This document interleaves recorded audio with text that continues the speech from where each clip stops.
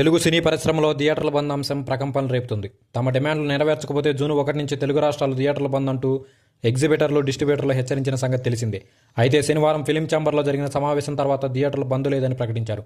ఈ నేపథ్యంలో సినీ ఇండస్ట్రీని ఉద్దేశిస్తూ పవన్ కళ్యాణ్ ఒక ఘాటు లేఖ విడుదల చేయడం వివాదాస్పద అంశంగా మారింది. ఆంధ్రప్రదేశ్లో తెలుగు సినిమా రంగానికి పరిశ్రమ హోదా కల్పించి అభివృద్ధి చేయాలని, ఈ రంగంలో ఉన్నవారి గౌరవ మర్యాదలకు భంగం వాటిల్లకుండా చర్యలు తీసుకుంటుంటే వారికి ఏపీ ప్రభుత్వంపై కనీసం మర్యాద, కృతజ్ఞత కనిపించడం లేదన్నారు. ఏపీలో కూటమి ప్రభుత్వం ఏర్పడి ఏడాది కావస్తున్నా సినీ పెద్దలు ముఖ్యమంత్రి చంద్రబాబు నాయుడిని కనీసం మర్యాదపూర్వకంగా అయినా కలవలేదన్నారు.